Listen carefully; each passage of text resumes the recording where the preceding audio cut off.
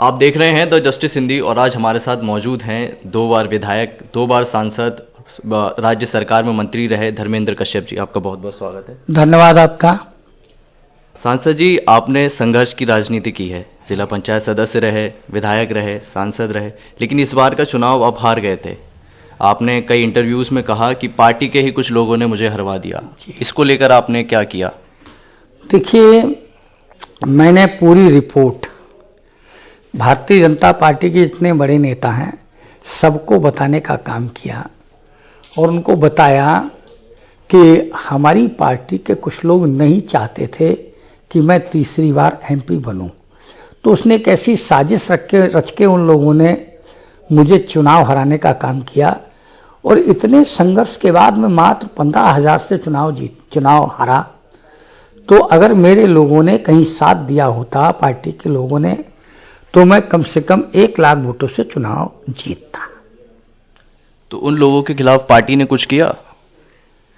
अब आगे समय जब आएगा तो पार्टी उनके साथ निश्चित तौर पर मुझे उम्मीद है कि कहीं ना कहीं कार्रवाई करेगी, कहीं उनके टिकट काटने का बात करेगी या जो भी उनको सजा मिलेगी तो सजा तो मिलेगी, निश्चित तौर पर मिलेगी, और नहीं मिलेगी तो मैं सजा देने को तैयार बैठा।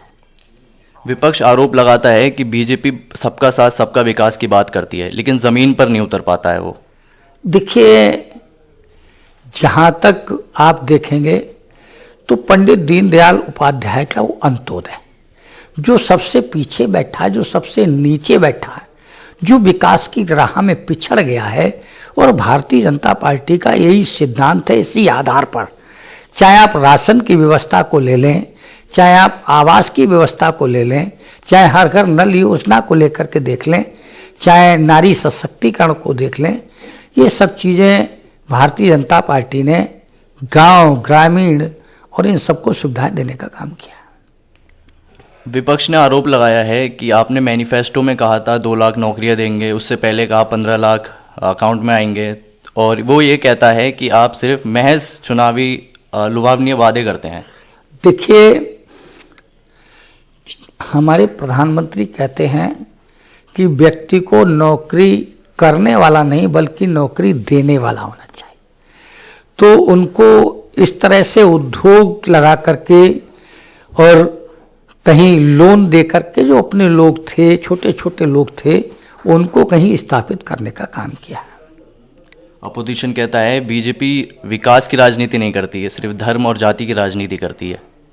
देखिए, जब तक राजनीति में धर्म नहीं होगा तब तक लोगों के साथ न्याय नहीं हो सकता। तो धार्मिक व्यक्ति अन्याय नहीं करता।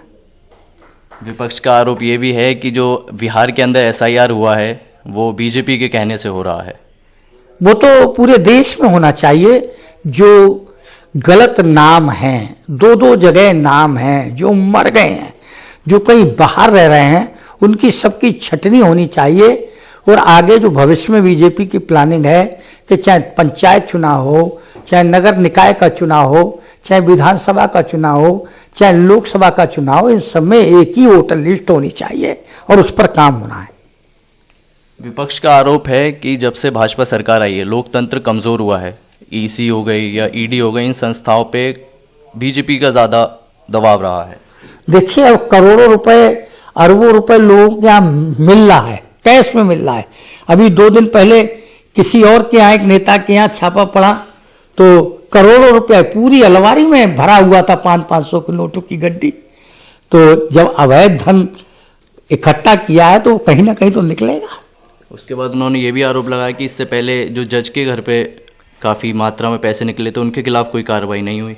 अब देखिए, संवैधानिक मामला है, हाई कोर्ट इसका निर्णय सुप्रीम कोर्ट लेगा और कार्रवाई तो उनके खिलाफ हुई, हटाया गया तो उनको कार्रवाई तो होगी, बच थोड़ी पाएंगे। अभी रिसेंटली हमने देखा कि सुप्रीम कोर्ट में एक घटना घटी, उसको लेकर अपोजिशन ने कहा है कि उस वकील के खिलाफ कोई कार्रवाई नहीं हुई है। देखिए, ये लोकतंत्र की हत्या है, संविधान की हत्या है कि एक छोटा व्यक्ति अगर कहीं उच्च पद पर पहुंच जाता है तो उसके साथ इस तरह का भेदभाव नहीं होना चाहिए। और सबसे ऊंची कुर्सी पर बैठा हुआ जो न्याय की बात कर रहा है उस पर इस तरह का कृत्य ये बहुत ही निंदनीय है। इसकी जितनी निंदा की जाए वो कम है। यूपी सरकार को 8 साल होने को हैं, लेकिन अब भी जगह जगह हमने देख रहे हैं कि गड्ढों की समस्या अभी भी वैसी है। अभी हमारे रास्ते में तो हमने भी देखी कई जगहों पे गड्ढे वगैरह थे। देखिए, इन्हें विरासत में मिला ये सब, तो ठीक करने में थोड़ा समय मिलेगा, लगेगा। सारी व्यवस्थाएं ठीक हो रही हैं। 27 को लेकर क्या तैयारियां हैं? क्या मुद्दों पे चुनाव लड़ेंगे? देखिए, हमारा मुद्दा तो सीधा साफ है। गांव, गली, किसान, नौजवान और युवा। तो 27 में चुनाव लड़ा जाएगा। जो कमियां रह गई 24 में उनको ठीक करके दुरुस्त किया जाएगा और 2027 में चुनाव जीत कर जाया जाएगा। हम आपसे जानना चाहेंगे आपकी क्या तैयारियां हैं 27 को लेकर? हमारी पूरी तैयारी है। गांव गांव घूम रहे हैं। हमारी बेटी गांव गांव जा कर के तैयारी कर रही है और लोगों का रुझान बहुत अच्छा है और लोग वोट देने को तैयार हैं। आप अपने क्षेत्र में हम सबका साथ सबका विकास पे किस तरह से काम कर रहे हैं? देखिए, हमारे यहाँ तो जो भी आ जाता है, चाहे कहीं का हो, हम इससे पूछने का काम ही नहीं करते कहाँ से आए हो। ज़रूरतमंद मेरे दरवाजे पर आया है तो मैं उसकी पूछ करके, सुन करके, जो भी उसकी समस्या है, मेरी कोशिश रहती है उसकी समस्या का समाधान हो। अभी हमने देखा लखनऊ के अंदर मायावती जी ने रैली की थी, उसको लेकर कांग्रेस के प्रदेश अध्यक्ष हैं अजय राय, उन्होंने कहा है कि ये रैली पूरी तरह से बीजेपी ने स्पॉन्सर करी थी। देखिए, बहन मायावती जी पूरे देश की नेता हैं और उन्होंने सरकार चलाई, वो बहुत अच्छी सरकार चलाई थी। लोग अभी भी याद करते हैं। तो उन पर ये आरोप लगा देना मैं नहीं समझता उचित है। किसी युवा को अगर राजनीति में आना है तो उसको लेकर क्या संघर्ष करे, वो किन चीज़ों पर काम करे? देखिए, पंचायत चुनाव आ रहे हैं। पंचायत चुनाव में प्रधानी का चुनाव है, क्षेत्र पंचायत का चुनाव है, जिला पंचायत का चुनाव है। लोगों के बीच जाए, लोगों की समस्याओं को निदान करने का काम करे तो क्षेत्र के लोग खुद ही चुन लेते कौन व्यक्ति हमारे साथ है, कौन हमारी समस्याओं की तरफ ध्यान देता है।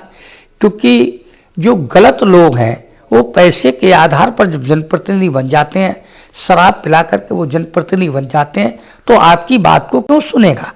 जब अच्छे लोग राजनीति में आएंगे, अच्छे लोग लोगों की समस्याओं का समाधान करेंगे, तो ये शराब पैसा नहीं देखना चाहिए, बल्कि व्यक्ति देखना चाहिए कैसा है, ये हमारी समस्याओं का निदान करेगा नहीं करेगा, हम इसके घर जाएंगे तो सम्मान करेगा या नहीं करेगा। इन सब चीज़ों को देख करके ही व्यक्ति को वोट देना चाहिए। 27 में आप परिवार से किसी को पॉलिटिक्स में लाने की तैयारी? जी हाँ, मेरी बेटी कीर्ति कश्यप 27 का चुनाव लड़ेगी, मैंने घोषणा भी कर दी है।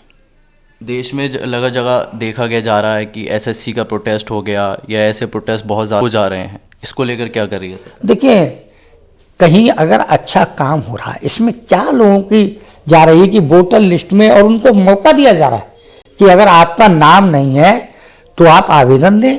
कहीं गलत नाम आपका कट गया जोड़ा जाएगा, लेकिन जो गलत नाम है, जो रह ही नहीं रहे हैं, जो कहीं नौकरी कर रहे हैं, तो इन सबको देख करके वोटर लिस्ट फ्रेश हो रही है और ये पूरे देश में होना चाहिए। विपक्ष ने वोट चोरी का मुद्दा उठाया है बहुत ज़ोरों शोरों से, तो आप मानते हैं क्या वो? देखिए, कैसे वोट चोरी हो जाए, ये सब अनर्गल बातें हैं, इसका कोई खास फर्क नहीं पड़ने वाला है। धन्यवाद आपका वक्त देने के लिए।